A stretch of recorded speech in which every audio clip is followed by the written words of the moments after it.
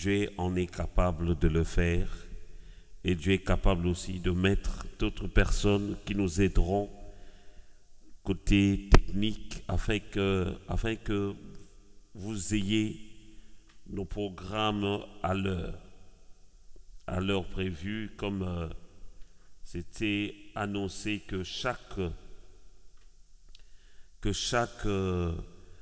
21 heures, nous allons commencer notre programme pour pouvoir passer ce temps devant le trône de grâce de notre Dieu et en même temps partager la parole de Dieu, prier pour que la gloire revienne à notre Seigneur. Veuillez vraiment m'excuser pour ce retard.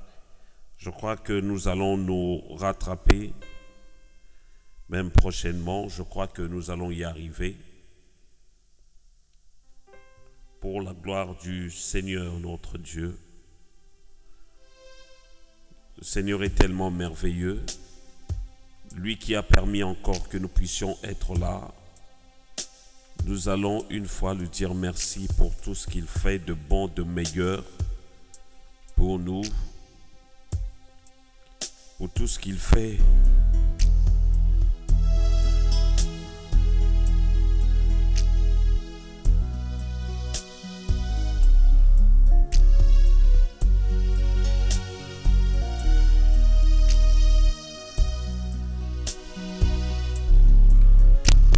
Qu'on puisse chanter ce chant qui monte depuis tout à l'heure dans mon cœur.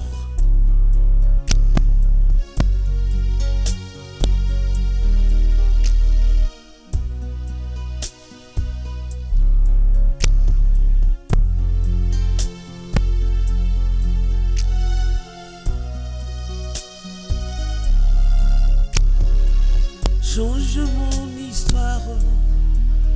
Jésus a changé mon histoire. Changé mon histoire. Jésus a changé mon histoire. Il a effacé mes peines.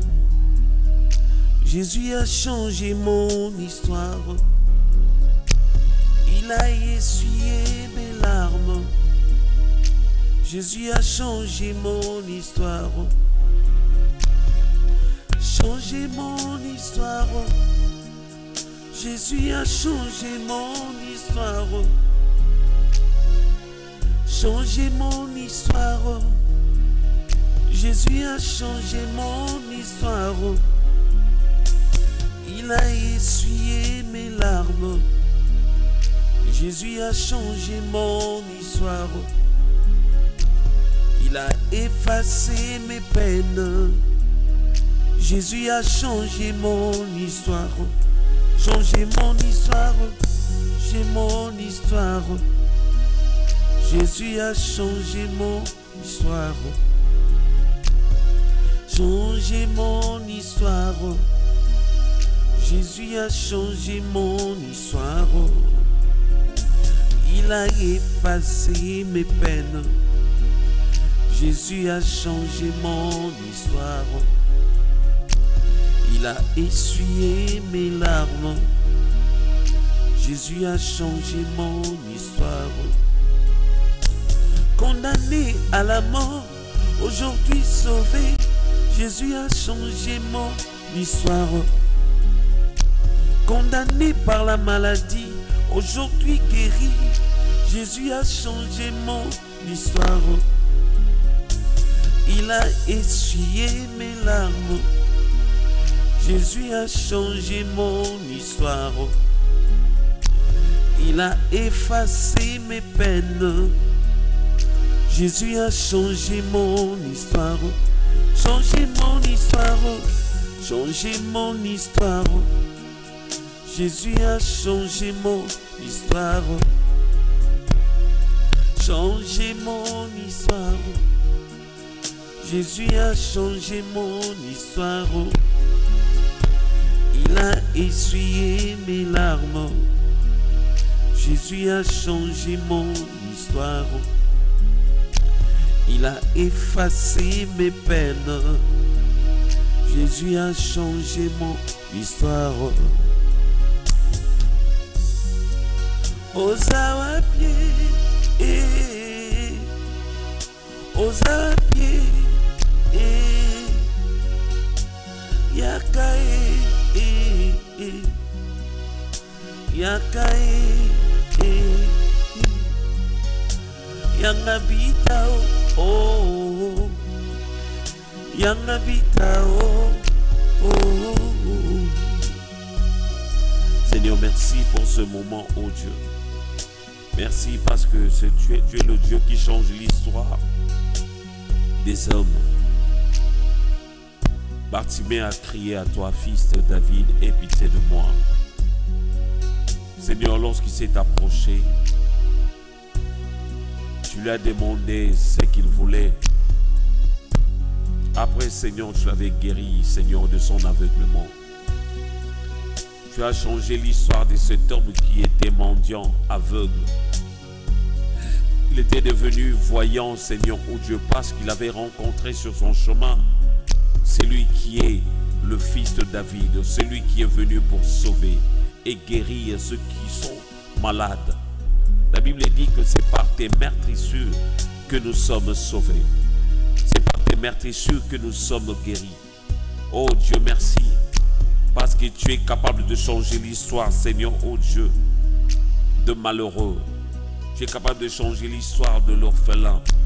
Tu es capable de changer l'histoire, Seigneur, oh Dieu, d'une femme stérile, d'un homme stérile. Tu es capable de changer l'histoire. Tu es capable de donner des enfants, Seigneur, oh Dieu des armées, à ceux qui les ont perdus, Seigneur. Tu es capable de rendre heureux celui qui ne cesse de pleurer et de se lamenter auprès de toi, oh Dieu. Raison pour laquelle nous sommes venus, Seigneur, encore ce soir, oh Dieu. Parce que tu es le Dieu, le seul qui change l'histoire, qui ôte, qui essuie les pleurs, qui est capable de guérir les blessures intérieures. Celui qui est capable de donner de l'eau qui peut étancher notre soif, oh Dieu. Tu l'as fait dans la vie de cette femme samaritaine, oh Dieu. Elle était venue dans le but de puiser de l'eau, Seigneur, parce qu'elle en avait besoin. Mais lorsqu'elle s'est rencontrée avec celui qui est l'eau de vie, alléluia, cette femme, la Bible dit, elle avait jeté sa cruche. Elle est partie dans la ville parce qu'elle avait rencontré la source, alléluia, elle avait rencontré l'eau vive. Et tu as dit, Seigneur, oh Dieu, celui qui boit de cette eau, Seigneur, alléluia, des fleuves, des sources, des fleuves d'eau vive, Seigneur, couleront de son sang. Oh Dieu, nous te disons merci pour tes bienfaits, pour ton amour et ta miséricorde. Que la gloire revienne à toi seul. Nous te confions, Seigneur, ce moment. Et notre prière, que tu nous parles, que tu nous fasses connaître ta volonté, ô Dieu de grâce. Merci, Seigneur.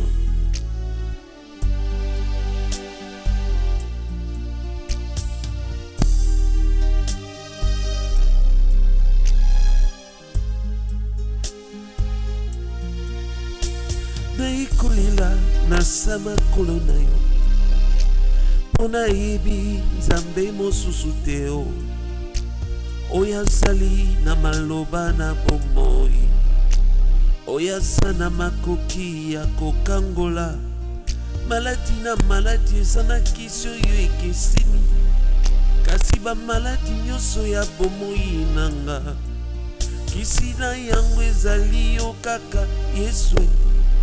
Pona bozangi yonde Jehova Jireh, pona maladi yonde Jehova Rafa, naloba likambo nangepa ya nani oya kobomba molumbu nanga pe akokata likambo nanga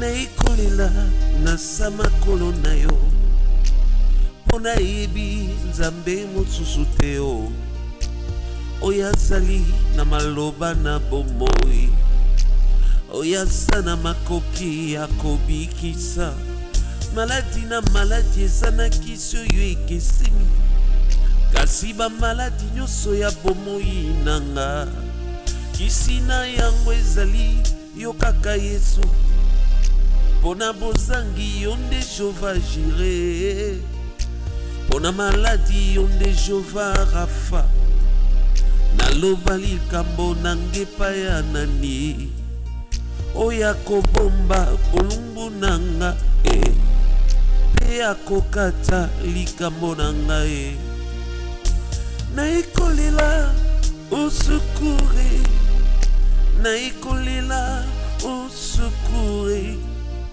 naikolela osukure epa na yo moko liloba na bomoi wapi yo papa wapi yo papa papa nanga simbolaka loboko wapi yo papa Seigneur, oh Dieu, ces chants, Seigneur, oh Dieu, c'est notre prière. Oh Dieu, devant toi, ce chant, Seigneur, oh Dieu, c'est la prière d'une personne qui crie à toi, qui a besoin, Seigneur, de ton intervention. Je sais que tu es capable, Seigneur, d'apporter la solution, la paix que le monde ne peut donner. Tu es capable de guérir ceux qui sont malades. Tu es capable, Seigneur, de rendre libres les opprimés. Tu es capable, Seigneur, ô Dieu, de délivrer. Parce qu'il est écrit dans ta parole, si le Fils vous a franchi, vous serez réellement libres. Merci, Seigneur, ô Dieu, pour tout ce que tu nous apportes comme délivrance. Merci pour ce que tu nous apportes comme salut. Merci pour tout ce que tu nous apportes comme bénédiction qui change nos vies, qui restaure nos cœurs, qui apporte la paix, Seigneur, dans nos vies. Que la gloire revienne à toi seul, dans le nom de Jésus. Amen. Gloire au Seigneur.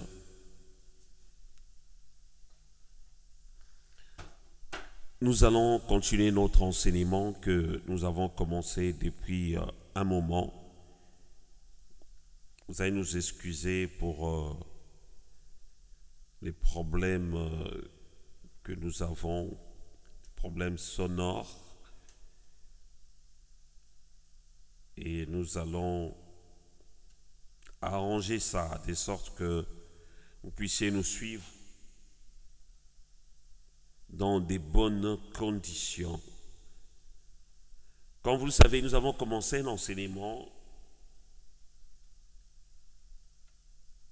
qui est vraiment bénéfique, qui me bénit moi-même personnellement. C'est un enseignement qui est basé sur les fondements bibliques.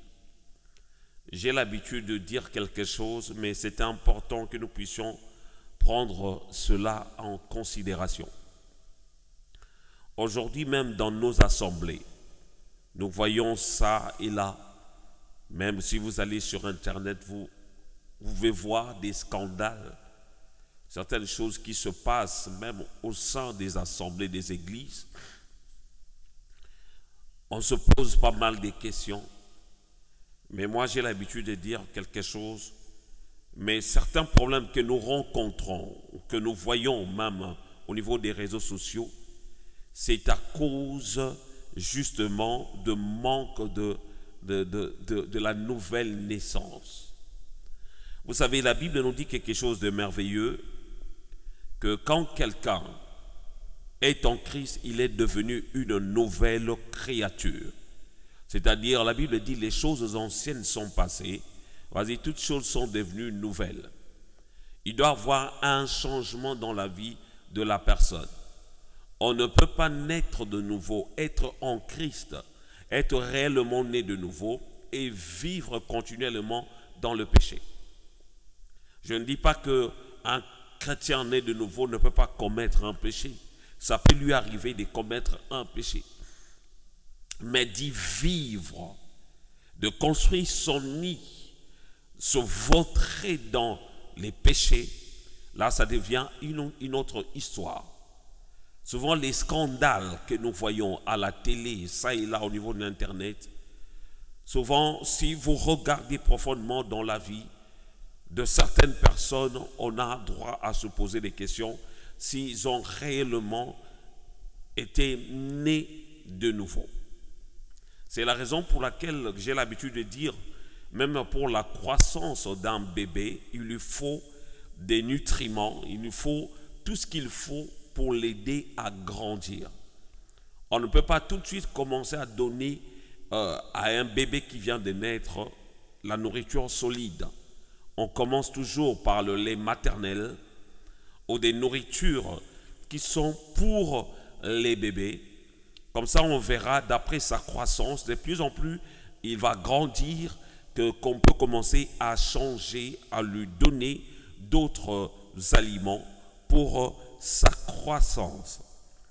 Et je me rends compte qu'aujourd'hui, dans beaucoup d'assemblées, dans beaucoup d'églises, aujourd'hui, nous avons des gens qui sont même dans des services, qui sont peut-être prédicateurs, chantres ou faisant autre chose au niveau de l'assemblée, diacres, diaconaises, mais certaines personnes ont les problèmes ils ne sont pas mûris.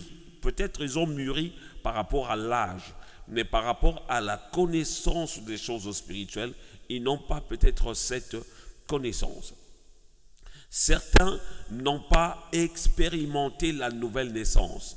On les a mis on leur a donné des responsabilités dans les églises parce que ça fait peut-être un temps ils sont dans les églises, mais ils n'ont pas expérimenté la nouvelle naissance parce que la nouvelle naissance produit le changement. Je vais vous donner un témoignage. Un pasteur un jour était parti rendre visite à une maman de son église. Arrivé là-bas, il a rencontré justement le mari de cette femme. Il a commencé à prêcher cet homme. En lui disant ceci, il a dit, mais papa, mais pourquoi on ne te voit jamais à l'église? Vous laissez seulement votre femme venir à l'église, mais vous, on ne vous voit jamais. Et la réponse de cet homme était ceci.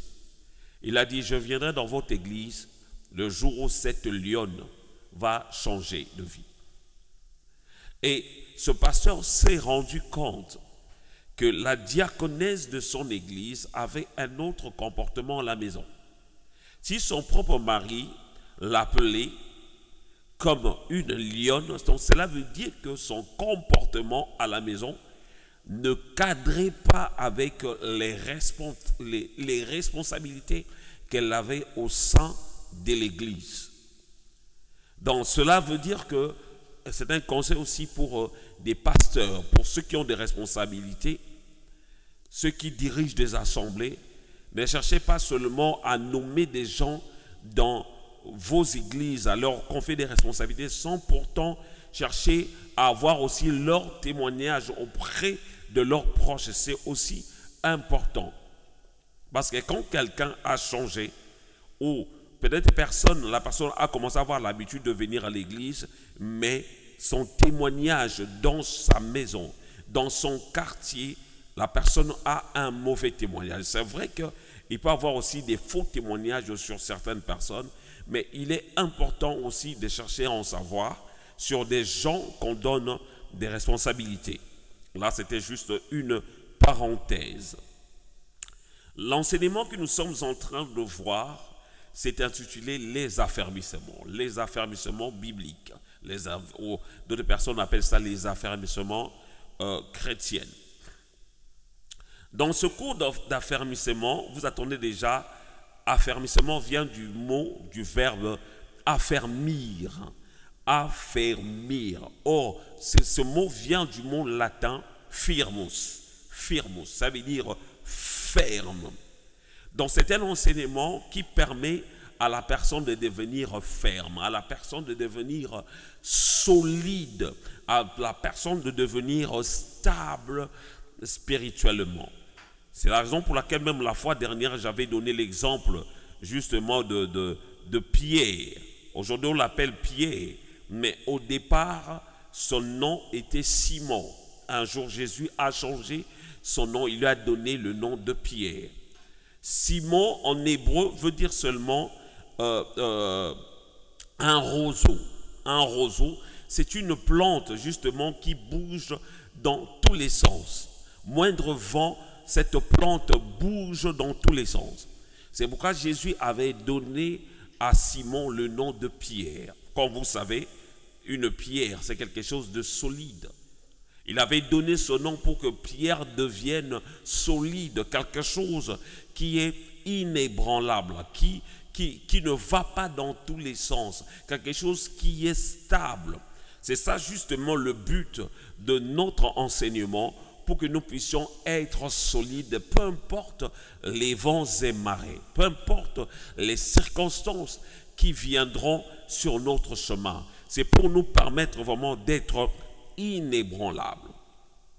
Et la première leçon que nous avons vue la fois dernière, c'était l'assurance du salut. Cet enseignement nous a aidé à comprendre notre position en Christ. Que moi qui suis maintenant chrétien, moi qui a accepté Jésus-Christ dans ma vie, que s'est-il passé dans ma vie réellement? C'est quelque chose qui est important pour savoir. Parce que quand on accepte Jésus, ou quand on vient de naître dans le Seigneur, physiquement on ne change pas.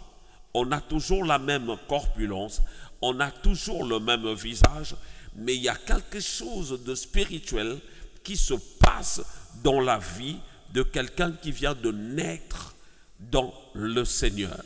J'avais dit la fois dernière, la Bible dit, selon 1 Corinthiens, que les choses anciennes sont passées. Voici, toutes choses sont devenues nouvelles. Alléluia. Dans la vie de cette personne, nous voyons que Jésus-Christ est venu dans votre vie. Quand tu acceptes Jésus, Jésus vient habiter dans ta vie, selon Apocalypse chapitre 3, verset 20. Jésus vient habiter dans ta vie. Et nous avons vu aussi que quand quelqu'un accepte Jésus, la personne naît de nouveau, cette personne a la vie éternelle. La vie éternelle, ce n'est pas quelque chose qu'on aura plus tard. Dès que tu acceptes Jésus dans ta vie, dès que tu nais de nouveau, la vie éternelle t'est accordée. Selon Jean chapitre 3, plutôt Jean 3, 16, qui dit car Dieu a tant aimé le monde, il a envoyé son Fils unique, afin que quiconque croit en lui ne périsse point, mais qu'il ait la vie éternelle. Quand on croit en Jésus-Christ, quand on l'accepte dans sa vie comme son Seigneur et Sauveur, on a la vie éternelle. Et nous avons aussi compris que quand quelqu'un est né réellement de Jésus, donc cette personne est sauvée par la foi. Quand on parle du salut dans cette leçon, ça touche plusieurs sens, ça va un peu dans plusieurs sens. Ça peut toucher la santé de la personne, ça peut toucher justement côté délivrance de cette personne.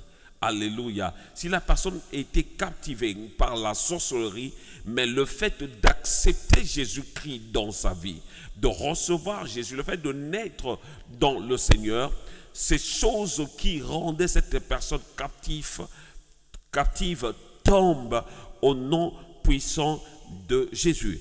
Et nous avons vu également par rapport toujours à notre première leçon que cette personne est devenue une nouvelle créature. Et nous avons vu encore que la personne qui est née dans le Seigneur, cette personne est devenue enfant de Dieu, selon Jean chapitre 1, verset 10 jusqu'au verset 12. Alléluia. Où la Bible nous dit que à ceux qui l'ont reçu, à ceux qui l'ont accepté, il leur a donné le pouvoir de devenir enfants de Dieu. Nous devenons enfants de Dieu lorsque nous acceptons Jésus-Christ dans notre vie comme notre Seigneur et Sauveur. Le but, justement, le fait de dire ça, ça veut dire beaucoup de choses. Parce que j'ai l'habitude de dire qu'on n'est pas tous enfants de Dieu, mais on est tous des créatures de Dieu. Toutes les personnes que vous voyez dans les mondes, même les animaux, ce sont des créatures de Dieu. Mais on peut devenir enfant de Dieu qu'en acceptant et en recevant Jésus-Christ dans notre vie comme notre Seigneur et Sauveur. Vous pouvez lire Jean chapitre 1, à partir du verset 1er, vous descendez jusqu'au 13e verset pour comprendre cela. On devient enfant de Dieu, mais on ne naît pas enfant de Dieu. La seule personne qui est née comme enfant de Dieu, c'était Jésus-Christ. Mais nous sommes tous venus au monde comme des créatures de Dieu. Mais on devient enfant de Dieu en acceptant Jésus-Christ, notre Seigneur, comme notre Seigneur et Sauveur. Là, je ne fais que revenir sur des choses que nous avions vues la fois dernière. Et nous avons vu aussi que la personne qui a accepté Jésus-Christ, qui l'a reçu dans sa vie, est devenue héritier de Dieu. Héritier de Dieu, co-héritier de Christ. C'est-à-dire, tu es devenu héritier de Dieu. Aujourd'hui, tu peux le dire même dans tes prières, que je suis un enfant de Dieu. Seigneur, je suis ton enfant. Je suis un héritier. Tu peux même faire des prières, des déclarations, tout en revendiquant, si je peux dire dans ce sens, tes droits étant que héritier de Dieu. Alléluia. Bien-aimé, j'ai l'habitude de dire qu'il faut connaître son identité. Il est important de connaître son identité spirituelle. Des fois, ça arrive dans la vie de beaucoup de personnes, et même de certains qui vont dans les églises. Certains ont peur des sorciers, ont peur surtout ce mois de décembre. Beaucoup ont peur. On voit quelqu'un qui n'avait pas l'habitude de jeûner, mais arrivé au mois de décembre, il commence à jeûner. On voit des églises organiser des programmes de retraite et des jeûnes de 10 jours, de 21, de 40 jours. Ce n'est pas du tout mauvais. Mais pour certaines personnes, c'est la peur qui leur pousse justement. On dit voilà, au mois de décembre, je vais jeûner, sinon les familles ou les sorciers vont me bouffer. Alléluia. Voilà. Malheureusement, c'est justement parce que les gens ne sont pas enseignés sur des bases bibliques. Quand on connaît son identité, je sais que un sorcier ne peut pas me bouffer. Je sais qu'un sataniste ne peut pas me tuer. Parce que je suis un enfant de Dieu. Je ne suis pas n'importe qui. Quand je suis un enfant de Dieu, c'est comme un parent qui a ses enfants à la maison. Il ne peut pas laisser que quelqu'un de l'extérieur batte son enfant. Il ne veut pas accepter que quelqu'un d'autre de l'extérieur maltraite son enfant. Il ne peut pas accepter. C'est de la même manière, notre rapport avec Dieu. Et comme ses enfants, nous méritons sa protection. Alléluia. Nous méritons d'être protégés. Nous méritons d'être gardés parce que nous ne sommes pas n'importe qui. Mais ça peut arriver qu'on voit des attaques du diable. C'est pour nous faire comprendre seulement que nous avons l'autorité. Quand je vois l'attaque du diable, ça peut arriver. Mais quand je prends l'autorité, il va prendre fuite.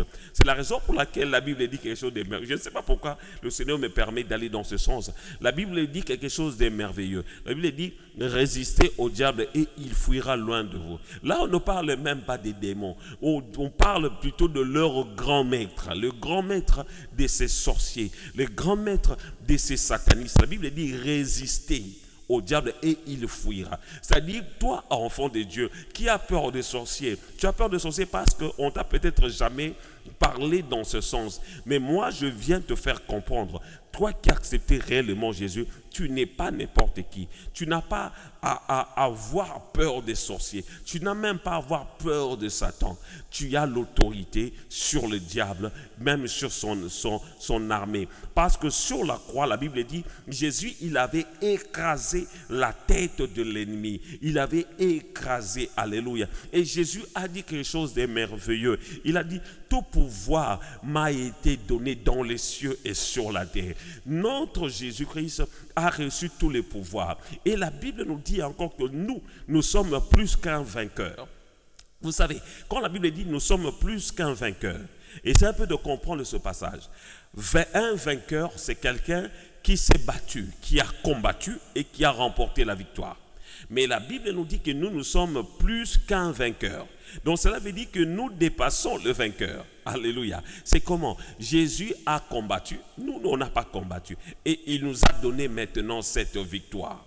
Alléluia. C'est-à-dire, nous avons le pouvoir sur le diable et sur son armée. C'est la raison pour laquelle Jésus-Christ a dit, voici les miracles qui accompagneront ceux qui auront cru en mon nom. Ils imposeront les mains aux malades et les malades seront guéris. Il a dit, ils chasseront les démons. C'est-à-dire, toi, tu as le pouvoir de chasser. Je ferme cette parenthèse. C'est juste pour nous ramener au premier enseignement que nous avions vu, à la première leçon que nous avons vue la fois dernière. Alléluia. Et le mardi, nous avons commencé notre enseignement sur le pardon. Le pardon. Alléluia. Le pardon, c'est quelque chose de très, très, très important. Nous devons comprendre. Le pardon que Dieu nous a accordé, c'est ce que nous avions parlé la fois dernière. Le pardon que Dieu nous a accordé. Que peu importe les péchés, peu importe ce que j'ai fait dans le passé, dès que j'accepte Jésus-Christ dans ma vie, ou à chaque fois je demande pardon à Dieu, Dieu m'entend et il me pardonne. Mais ce qui se passe, l'ennemi, le diable, il vient toujours. C'est pour la raison pour laquelle la Bible on l'appelle notre accusateur. Il vient nous accuser. Il vient de fois nous rappeler des choses. Voilà, c'est toi qui avais avorté. C'est toi qui avais commis des crimes. Tu avais fait telle ou telle autre chose. C'est ça ce que l'ennemi fait autour de nous pour nous condamner, pour nous rendre culpabilisés. Alléluia. Mais nous devons comprendre quelque chose. Mais Dieu, il a pardonné nos péchés. Alléluia. Et nous avons vu aussi c'est quoi le péché. Or, le péché, c'est une transgression de la loi. Transgression de la loi. C'est-à-dire, quand tu désobéis à la parole de Dieu, c'est déjà un péché. Ce sont des choses que nous avons vues la fois dernière. Et la définition, nous l'avons trouvée dans le livre de 1 Jean, chapitre 3, verset 4. Ça, on avait vu où c'est écrit « Quiconque pêche transgresse la loi ». Et le péché est la transgression de la loi. Ce sont des choses que nous avons vues la fois dernière. Alléluia. Que le Seigneur soit béni. Et nous avons vu aussi par rapport les bases, justement, la base de notre pardon de péché. Nous avons lu dans Éphésiens chapitre 1, verset 7, « En lui, nous avons la rédemption par son sang, la rémission des péchés. » C'est des choses que nous avons vues, mais j'essaie de rappeler pour que nous puissions enchaîner dans d'autres parties que nous allons voir. Si vous allez voir que je suis un peu rapide, vous pouvez recourir justement à d'autres enseignements qui sont sur Facebook. Donc là, on est déjà à la cinquième partie de notre enseignement. Il y a la quatrième partie, il y a la première partie. Vous pouvez suivre soit sur notre chaîne YouTube Christ RTV officiel. Christ RTV officiel. Vous pouvez suivre notre enseignement. Là, on est à la cinquième partie. Alléluia. Donc, nous avons vu beaucoup de choses. Nous avons vu que dirais-je, comme je disais, la base de notre pardon du péché. 1 Éphésiens chapitre 1, verset 7. En lui, nous avons la rédemption par son sang, la rémission des péchés. Alléluia. La Bible nous dit dans ce verset que nous avons, en Jésus, nous avons la rédemption par son sang. Quand on parle de la rédemption, c'est le rachat d'un esclave. Cela veut dire, nous étions condamnés, nous étions considérés comme des esclaves du diable. Pourquoi? Parce que depuis le jardin d'Éden, Adam et Ève avaient donné leur pouvoir au diable en désobéissant à la parole de Dieu. C'est la raison pour laquelle Jésus-Christ, lorsqu'il est mort à la croix, c'est après qu'il avait dit « Tout pouvoir m'a été donné ». C'est-à-dire, tout ce que l'homme avait perdu au niveau, depuis le jardin d'Éden, Jésus a récupéré ce pouvoir. Et ce pouvoir maintenant qui lui a donné cette opportunité de de nous racheter entre les mains de l'ennemi, de nous racheter sous l'emprise de l'ennemi. Bien-aimé, moi je ne crois pas qu'un enfant de Dieu né de nouveau peut être encore captif sous la puissance de l'ennemi. Moi je ne crois pas. Il peut être attaqué, oui, ça peut arriver des attaques, mais être dominé, être possédé par un esprit mauvais, je ne crois pas en cela. Parce que si nous arrivons maintenant à accepter ou à croire en cela, c'est que l'œuvre de Jésus-Christ à la croix était nulle. Donc c'est-à-dire que nous n'avons qu'à oublier l'œuvre de la grâce, comme si Jésus n'avait rien fait. Mais la Bible nous fait comprendre noir sur blanc que Jésus-Christ, en lui, nous avons la rédemption. Il nous a rachetés sous l'emprise de l'ennemi et nous a rachetés de l'esclavage. Et la deuxième partie de ce même verset, Éphésiens chapitre 1, verset 7, dit la rémission des péchés. C'est-à-dire, il nous a rachetés et il nous a pardonnés. Alléluia. Donc, peu importe les péchés que tu avais faits dans le passé, même les péchés là que tu viens de faire là, si tu es un enfant de Dieu, tu pries, tu demandes pardon à Dieu, Dieu va te pardonner. Peu importe le crime que tu as commis, si tu demandes sincèrement pardon à Dieu, Dieu va te pardonner. Mais sauf que tu ne dois plus reprendre justement la même chose. Là, ce sont des choses que nous avions vues la fois dernière. La quatrième partie de notre enseignement, nous avons vu que ceux qui ont le droit d'être pardonnés, nous avons compris que ceux qui ont le droit d'être pardonnés, ce sont des enfants de Dieu. Je vais m'expliquer. Parce que la Bible dit, la prière d'un pécheur, c'est comme une cymbale qui retentit. La prière d'un injuste, de quelqu'un qui n'est pas dans le Seigneur, c'est comme une cymbale. Dieu n'écoute pas la prière des pécheurs.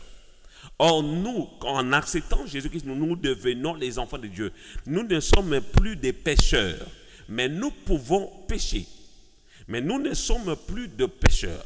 Parce qu'un pécheur, c'est quelqu'un qui pratique les péchés, qui vit dans le péché. Mais ça peut arriver à un enfant de Dieu de commettre un péché, de trébucher, ça peut lui arriver. C'est la raison pour laquelle le Seigneur, notre Dieu, écoute la prière des justes, la prière de ceux qui sont ses enfants. Alléluia. Nous avons vu ça, noir sur blanc, selon Actes des Apôtres, chapitre 10, verset 40. La Bible dit, tous les prophètes rendent de lui le témoignage que quiconque croit en lui reçoit par son nom le pardon des péchés. C'est noir sur blanc. Moi, je viens là pour enseigner noir sur blanc. La question était ceux qui ont le droit du pardon, ceux qui peuvent bénéficier du pardon. La Bible nous dit dans ce passage que quiconque croit en lui reçoit par son nom le pardon du péché. Ceux qui croient en Jésus, ceux qui ont accepté Jésus, c'est eux qui peuvent bénéficier du pardon du péché. C'est la raison pour laquelle j'ai l'habitude de dire qu'il est avantageux pour une personne d'avoir Jésus-Christ dans sa vie comme son Seigneur et Sauveur. Il est hyper important. Le cinquième point, c'est une fois en Christ, si nous péchons, qu'est-ce qui nous arrive? Alléluia. Alléluia. Ça peut nous arriver de pécher dans notre vie. Mais nous devons comprendre que quand nous péchons, alléluia, il y a la possibilité de remettre justement, comme on dit, la pendule à l'heure. Alléluia. Dans Jean chapitre 1, verset 12 à 13, nous sommes enfants de Dieu parce que nous avons reçu et cru en Christ. C'est-à-dire, lorsque nous péchons à nouveau, la première des choses que nous devons savoir, que nous sommes enfants de Dieu. Nous sommes enfants, c'est quelque chose qu'il ne faut pas oublier. Tu pêches, il faut savoir, mais connaître ton identité. Seigneur, mon Père, j'ai péché et je te demande pardon. Je te prie de m'aider à ne plus vivre dans la même chose. Alléluia. Parce que notre Dieu est fidèle et juste et il peut pardonner lorsque nous venons à lui. Et le sixième point que nous avions vu la fois dernière, c'était les 3 sortes d'hommes. Nous avions lu dans le livre de 1 Corinthiens chapitre 2, versets 14 à 15. Et nous avons lu également toujours dans 1 Corinthiens, mais chapitre 3, verset 3. La Bible dit quelque chose de merveilleux. Dans 1 Corinthiens chapitre 2, versets 14 à 15, je vais lire. Mais l'homme animal ne reçoit pas les choses de l'Esprit de Dieu, car elles sont une folie pour lui. Et il ne peut les connaître parce que c'est spirituellement qu'on en juge. Verset 15. L'homme spirituel, au contraire, juge de tout, et il n'est lui-même jugé par personne. 1 Corinthiens chapitre 3, verset 3 maintenant, la Bible dit, en effet, puisqu'il y a parmi vous de la jalousie et des disputes, n'êtes-vous pas charnels et ne marchez-vous pas selon l'homme? Alléluia. Dans ces passages que nous venons de lire, de 1 Corinthiens chapitre 2, versets 14 à 15, et 1 Corinthiens chapitre 3, verset 3, on nous parle des 3 types d'hommes. On nous parle de l'homme animal, on nous parle de l'homme charnel et on nous parle de l'homme spirituel. C'est des choses que j'avais dit la fois dernière, mais je reviens là-dessus pour que on puisse, j'avais dit la fois dernière que c'était un enseignement pour qu'on puisse retenir, pour que cela reste vraiment en nous. Alléluia. On nous parle des 3 types d'hommes, l'homme animal, l'homme charnel et l'homme spirituel. Un homme animal, selon la Bible, c'est quelqu'un qui ne connaît pas Dieu. C'est quelqu'un qui ne s'intéresse pas aux choses de Dieu. Cette personne, selon la parole de Dieu, est considérée comme un homme animal. Et le deuxième type d'homme, c'est l'homme charnel. L'homme charnel, c'est quelqu'un qui connaît les choses de Dieu et en même temps, il connaît aussi les choses du monde. Je vais m'expliquer. C'est quelqu'un qui est un pied dedans, un pied dehors. C'est quelqu'un qui est tiède à l'agir. Donc, ça veut dire, c'est la même personne qui peut danser la musique du monde. En même temps, si on met la musique chrétienne, la personne peut danser. C'est la même personne qui va en boîte pour festoyer. Et c'est la même personne qui peut aller aussi à l'église. Dans nos assemblées, il y en a plein de gens comme ça. Mais selon la Bible, on les appelle des hommes charnels. Des gens qui peuvent se contenter des choses de Dieu. En même temps, ils amassent, ils se contentent aussi aux choses du monde qui ne rendent pas gloire à Dieu. Et au verset, que dirais-je, après on parle justement de l'homme spirituel, selon 1 Corinthiens chapitre 2 verset 15. L'homme spirituel au contraire juge de tout. Il n'est lui-même jugé par personne. Alléluia. On parle de l'homme spirituel. L'homme spirituel, c'est quelqu'un qui est juge de tout. Il n'a pas besoin forcément qu'on lui prêche en lui disant que telle chose est mauvaise. C'est-à-dire, l'Esprit de Dieu qui habite en lui le fait comprendre certaines choses. Il n'a pas besoin, en fait, d'avoir peur d'un pasteur. C'est-à-dire, le même comportement il a à l'église, c'est le même comportement il a à la maison. Donc, c'est-à-dire, il ne fume pas. Ce n'est pas par peur de pasteur, il ne fume pas tout simplement parce qu'il sait que son corps est le temple du Saint-Esprit. Et il refuse de faire certaines choses. C'est la raison pour laquelle j'aime bien ce qu'avait dit l'apôtre Paul. L'apôtre Paul, il avait dit quelque chose de merveilleux. Il avait dit, tout m'est permis, mais tout n'est pas utile. C'est de cette manière qu'un homme spirituel voit des choses. Alléluia. Un homme spirituel, c'est quelqu'un lui-même, on ne l'oblige pas. Lui-même, il sait que je ne peux pas faire telle chose. Parce que les choses de Dieu ou la loi de Dieu, la parole de Dieu m'interdit de faire telle chose. Il ne fait pas des choses par hypocrisie. Sa conscience ne lui reproche de rien. C'est de cette manière que Dieu avait témoigné de Job. Il avait parlé de Job. C'est Dieu lui-même qui avait parlé de Job à Satan. Lorsque Satan parcourait la terre, C'est alors Dieu s'est adressé, ce n'est pas Satan, mais Dieu s'était adressé à Satan en lui disant que « n'as-tu pas vu mon fils Job, mon serviteur Job? Voilà, il est intègre, voilà, il observe mes préceptes. » Et c'est alors que le diable avait demandé de toucher à ses biens. Il avait réussi à toucher ses biens. Mais sauf que la foi de Job était restée inébranlable. Alléluia. C'est la raison pour laquelle j'ai l'habitude de dire que nous devons être inébranlables. Inébranlable, ce n'est pas quelqu'un qui s'emporte à tout vent, mais c'est quelqu'un qui est stable, c'est quelqu'un qui est solide, c'est quelqu'un qui est bâti sur le roc. Bien-aimé, je vais poser une question. Dans ces passages que nous venons de lire, dans 1 Corinthiens chapitre 2, versets 14 à 15, et 1 Corinthiens chapitre 3, verset 3, nous avons vu ces trois types d'hommes. Homme animal, homme charnel et homme spirituel.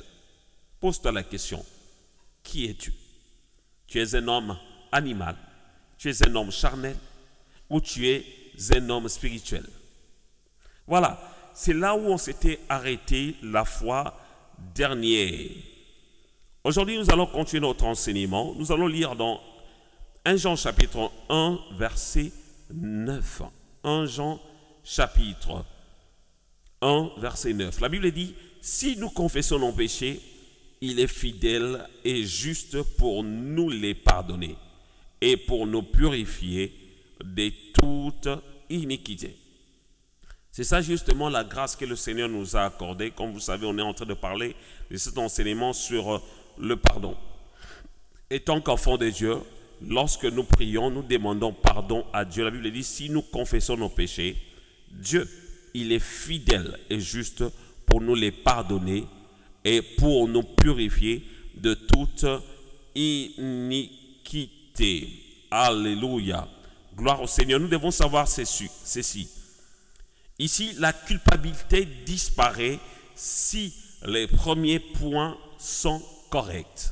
Alléluia. C'est-à-dire les premiers points que nous avions vus, les deux premiers points plutôt que nous avons vus, que la personne doit être honnête en lui-même, la personne doit confesser ses péchés et c'est alors que le pardon lui sera accordé. Nous avons vu que la personne doit être un enfant de Dieu. En étant un enfant de Dieu, on peut obtenir le pardon qui vient d'en haut. Alléluia. Voilà. Nous allons voir maintenant le 8e point. Ce qui empêche le pardon de Dieu. Apocalypse chapitre 28, 13. Ce qui empêche une personne d'obtenir le pardon de Dieu. Apocalypse chapitre 28, verset 13. Apocalypse 28, verset 13.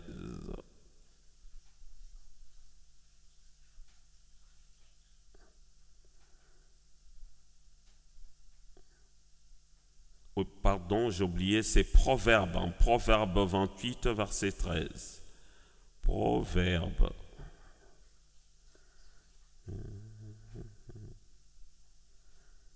Proverbe.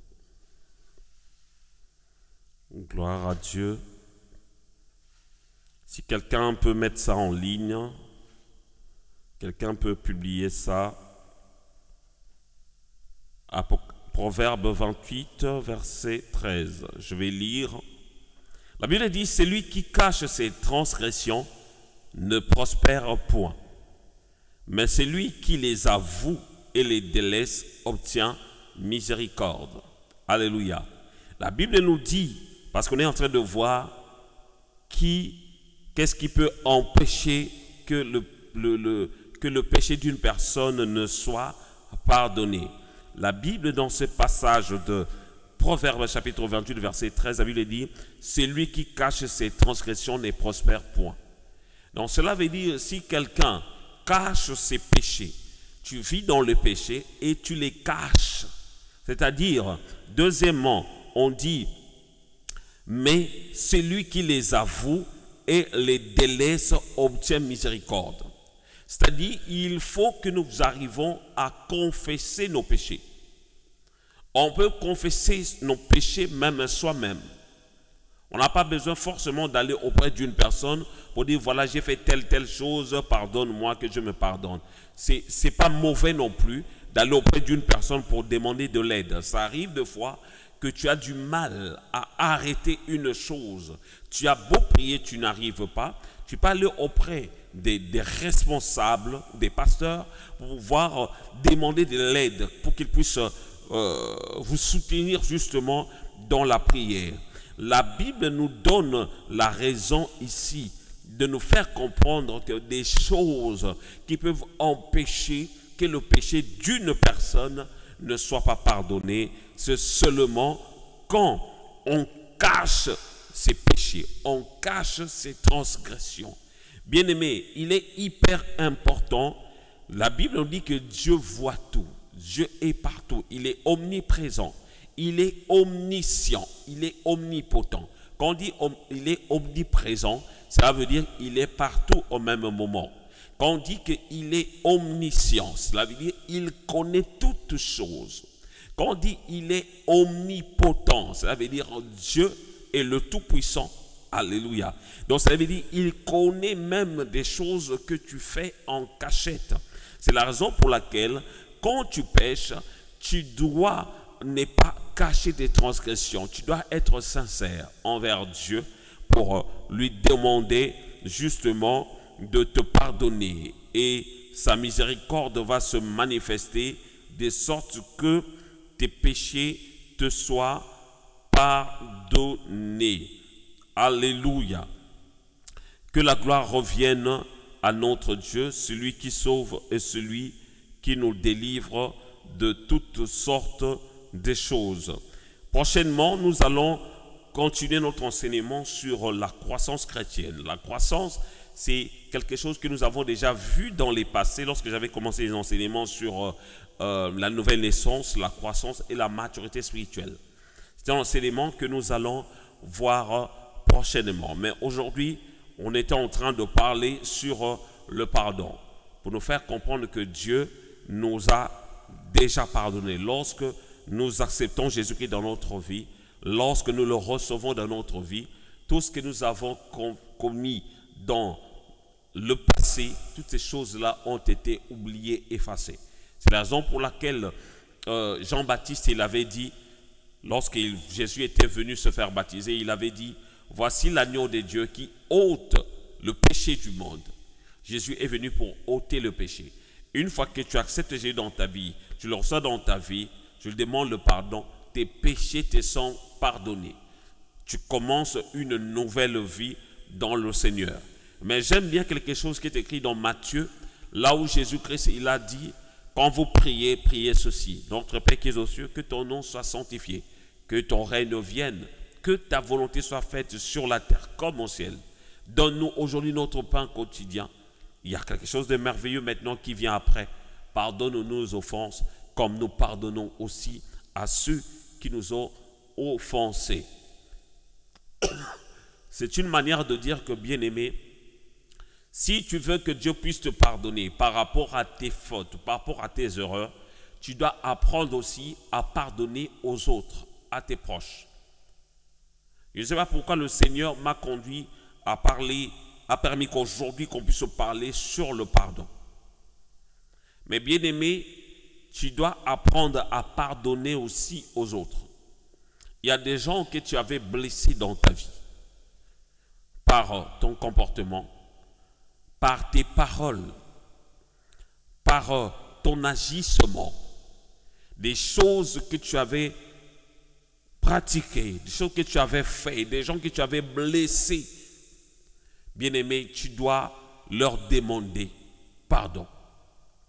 Et ceux qui t'ont causé aussi du tort, bien-aimé, il est hyper important que tu puisses les pardonner. C'est la raison pour laquelle un jour je vais y revenir sur cet enseignement sur les blessures intérieures. Blessures intérieures, conséquences et remèdes. On va revenir quand le Seigneur va le permettre. Nous allons comprendre que quelqu'un qui a la haine dans son cœur, quelqu'un qui était blessé, lui-même, il est bloqué en fait. Il est condamné dans son cœur. Il est condamné dans sa vie d'avoir la haine envers une personne.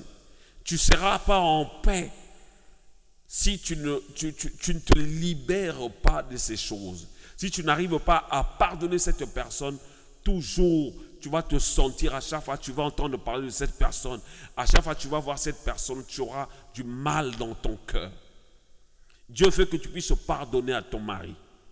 Dieu veut que tu puisses pardonner justement à ta femme, à cette personne qui t'a fait tellement du mal, qui t'a causé du tort. Dieu veut que tu puisses te pardonner. Et Dieu veut aussi que tu puisses te pardonner toi-même. Toi-même que tu te pardonnes.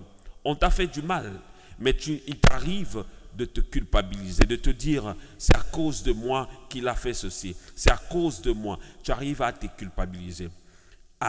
Essaye maintenant toi-même de te pardonner toi-même, de te pardonner, de pardonner aux autres et d'avoir le courage de demander pardon. Moi, j'ai eu l'occasion de côtoyer aussi des prédicateurs, des pasteurs qui ont le courage de venir à l'église pour casser des gens. Ils parlent, ils blessent des gens dans ces prédications. Même dans ces prédications, ils ciblent certaines personnes, ils les blessent, mais ils n'ont même pas le courage d'aller voir ces personnes pour leur demander pardon par rapport à leur comportement, par rapport à leurs paroles blessantes. Mais que Dieu nous aide. Chacun va demander pardon à Dieu. Tu vas demander pardon à Dieu par rapport à tout ce que tu as fait. Tu vas demander pardon à Dieu par rapport à tout ce que tu as fait. Peut-être par rapport à ce que les gens t'ont fait. Tu vas demander pardon en demandant l'aide de Dieu. En demandant au Seigneur justement de t'accorder le pardon. Que Dieu t'accorde sa miséricorde. Que Dieu t'accorde sa miséricorde. Et que son amour demeure dans ta vie. Élève ta voix, prie là où tu es. Seigneur, oh Dieu, je viens comme un simple instrument parler de ta part, Seigneur, oh Dieu. Je viens, Seigneur, oh Dieu, pour te demander aussi pardon. Seigneur, oh Dieu des armées, pardon, Seigneur, oh Dieu, d'avoir offensé, Seigneur, oh Dieu, mes proches. Pardon d'avoir offensé, Seigneur, oh Dieu des armées, mes amis. Merci, Seigneur, oh Dieu des armées, Seigneur, oh Dieu, de m'aider, Seigneur, aussi à pardonner à toutes les personnes qui m'ont causé du tort. Seigneur, oh Dieu, je te demande, Seigneur, oh Dieu des armées, Seigneur, oh Dieu, de pardonner toutes les personnes qui m'ont fait du mal par leurs paroles, qui m'ont fait du mal par leur comportement, oh Dieu des grâces. Je te prie au nom puissant de Jésus, Seigneur, que ta miséricorde, Seigneur, demeure sur eux, Seigneur, oh Dieu, et donne-nous, Seigneur, ce cœur, Seigneur, oh Dieu, de pardonner. Donne-nous, Seigneur, ô Dieu des grâces, ce cœur de pardonner, Seigneur, ô Dieu des âmes, à nos proches. Ô Dieu, donne-nous ce cœur de pardonner, Seigneur, ô Dieu, à nos amis. Donne-nous, Seigneur, ô Dieu, ce cœur de pardonner, Seigneur, ô Dieu, à notre entourage, ô Dieu. À toutes les personnes qui nous font du mal, ô Dieu. Aide-nous, Seigneur, ô Dieu, à pardonner. Nous avons vu, Seigneur, ô Dieu, si nous ne pardonnons pas, Seigneur, toi non plus, tu ne vas pas nous pardonner, ô Dieu. Donne-nous ce cœur de pardonner, ô Dieu, dans le nom de Jésus. Tu vas mettre ta main sur ta poitrine, je vais prier pour toi. Seigneur, ô Dieu des grâces, je viens te prier en faveur, Seigneur, ô Dieu, de mes frères et sœurs qui sont connectés à cet instant. Ma prière est que tu puisses aider chacun et que tu puisses faire quelque chose, Seigneur, de merveilleux dans leur vie, Seigneur. Guéris, Seigneur, ô Dieu, qui ont été blessés par les paroles, par les comportements des gens, Seigneur, envers eux. Par, Seigneur, des comportements aussi violents, Seigneur, à leur égard. Ma prière que ta miséricorde, Seigneur, ô Dieu, abonde, Seigneur, ô Dieu, et que ta guérison puisse se manifester de leur vie, Seigneur. Qu'ils soient guéris, Seigneur, de toutes les blessures, au nom puissant de Jésus-Christ. Seigneur, oh Dieu, ma prière est que ceux qui sont captifs également, Seigneur, oh Dieu, qu'ils puissent être délivrés dans le nom puissant de Jésus. Merci, oh Dieu, de guérir encore ce soir les malades. Merci, Seigneur, oh Dieu de grâce, de délivrer les captifs. Merci, Seigneur, oh Dieu, de consoler, Seigneur, oh Dieu, ces cœurs, Seigneur, oh Dieu, abattus, au nom puissant de Jésus. Amen. Amen. Gloire au Seigneur. Nous bénissons Dieu pour ce moment qu'il nous a accordé. Vous allez nous excuser pour ce désagrément et que je sentais que ça crachait un peu au niveau de micro. On va essayer d'arranger ça parce que je tenais quand même à respecter notre engagement pour pouvoir passer ce temps de partage biblique, pour passer ce temps de prière avec vous. Vous allez nous excuser et prochainement nous allons y revenir de sorte que vous puissiez, tous ensemble, que nous puissions ensemble passer ce temps dans la prière, dans le partage biblique. Prochainement, si le Seigneur le permet, nous allons mettre une émission qui va commencer à se passer de la même manière que ce programme se passe, que nous aurons aussi d'autres prédicateurs sur notre plateau pour pouvoir parler de certaines choses, des choses qui sont vraiment salutaires, des choses qui se passent dans nos assemblées, des choses qui se passent, certaines choses que nous avons l'habitude de dire ou de pratiquer, des choses qui n'ont pas forcément des fondements bibliques. Nous allons parler sur la famille. Nous allons parler sur la famille recomposée. Comment vivre dans une famille recomposée? Comment se comporter dans une famille recomposée? Nous aurons des invités sur notre plateau pour pouvoir parler de ces choses. Et je crois que ça va vraiment nous faire du bien. Nous aurons aussi plusieurs thèmes à aborder pour pouvoir édifier les enfants de Dieu. Vraiment, que Dieu vous bénisse. C'était votre serviteur, l'évangéliste Edgar Kongolo, et je vous dis à très bientôt. Bye bye.